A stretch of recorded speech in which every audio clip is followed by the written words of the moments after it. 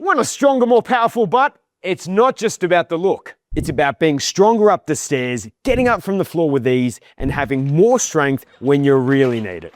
So keep watching if you want 3 hip strengthening exercises that you can get started with at home today.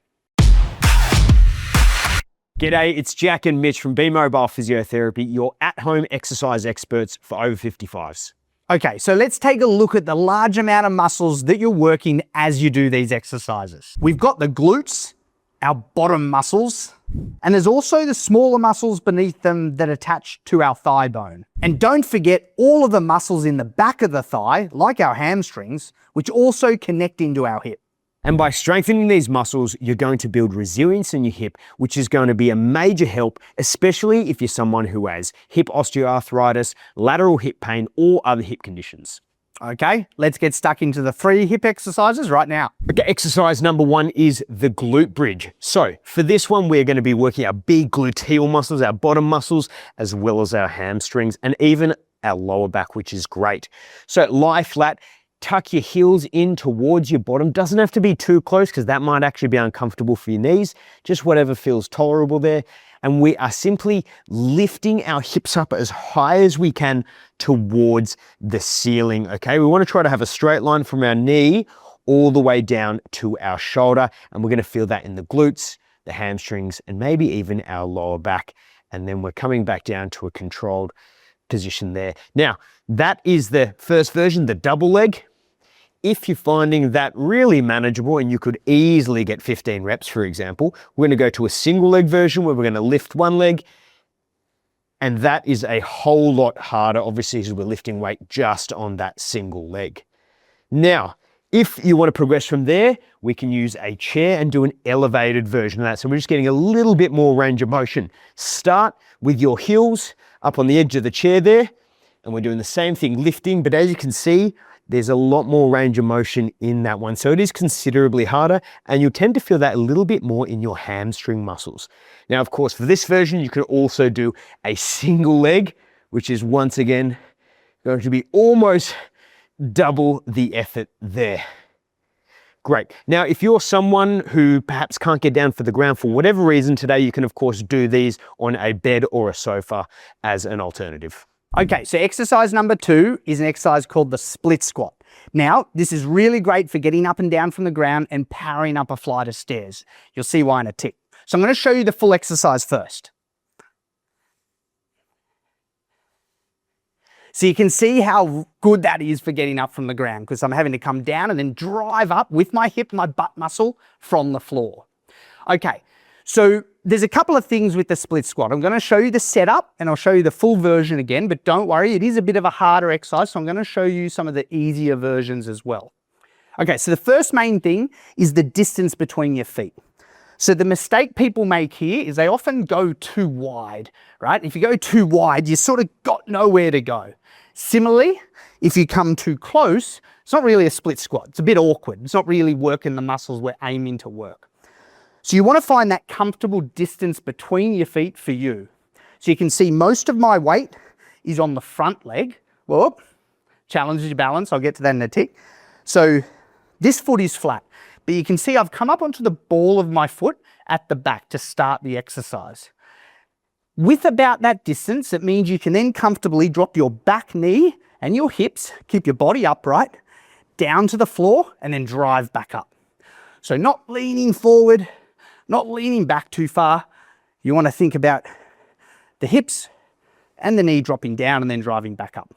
Okay, the other key tip is, as you could see before, it does challenge your balance. So remember, you can use a chair, and I'll show you that in a tick. But you don't want to be in a tightrope position. As you can imagine, being on a tightrope's hard enough as it is. So have your feet in what we like to call the train track position. So your feet are about hip distance apart, give or take. And then from there, drop down and then come back up. Okay, so that's the full split squat. Now, I promised I'd show you some easier versions. So like all our exercises, you can start small and build up. So using a chair for balance is a really great start. Have a hand on the chair, get your feet positioned right, and then you could just go down a quarter of the way. So just go down to there and then back up. As you get more comfortable, of course, you can work on increasing your depth. As you're getting good, you can get some cushions or pillows and have something to aim for. And that'll encourage you to go a little bit lower because you've got the safety of that there. So if you drop down, it's going to be a soft landing. So under the knee, come down, tap it, and then come back up. Come down, tap the cushions, and then drive back up. Then if you're going good, of course, get them out of the way and go back to the full split squat.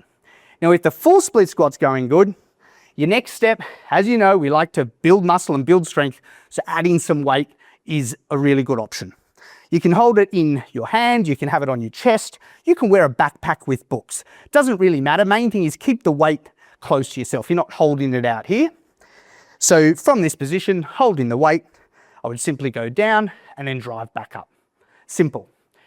So it's a split squat. You can see it's mainly working the front leg, but the back leg is getting worked too through the quadriceps. But because it's working mainly one side, you want to make sure you do the other side. You don't want to walk around in circles with a strong glute on one side, so make sure you do the other side too.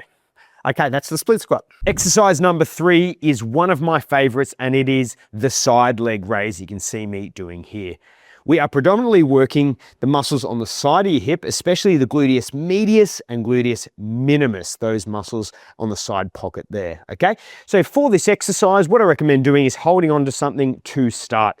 We're simply standing up straight, lifting that leg off the ground and lifting our leg out to the side, making sure we're keeping our leg nice and straight. Now you will feel this in the side of the hip there, but you'll also feel it on the other hip there, okay? Because this leg is having to stabilize and hold us in that position. Now, if you feel confident that you don't need the chair and you can balance here, well, then that is a great option. You'll feel a little bit more work on the standing leg there, okay? To make it easier, we're just not going to go out as far.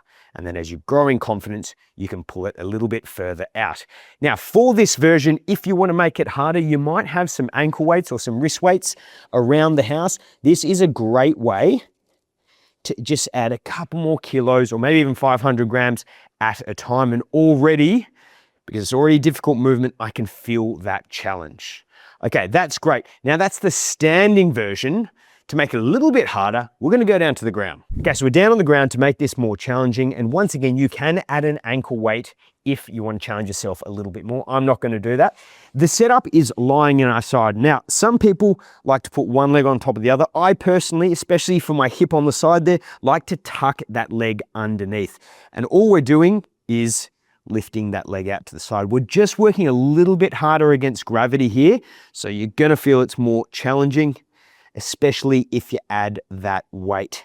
Making sure you're controlling it on the way down as opposed to letting it flop down, okay? And that is the side leg raise, a great hip exercise. So if you want a stronger, more robust set of hips that can tackle all of your daily tasks a lot easier, well then make sure you perform these exercises at least twice weekly. You can perform 3 lots of 10 to 15 challenging repetitions for each of those exercises, and make sure you do both sides.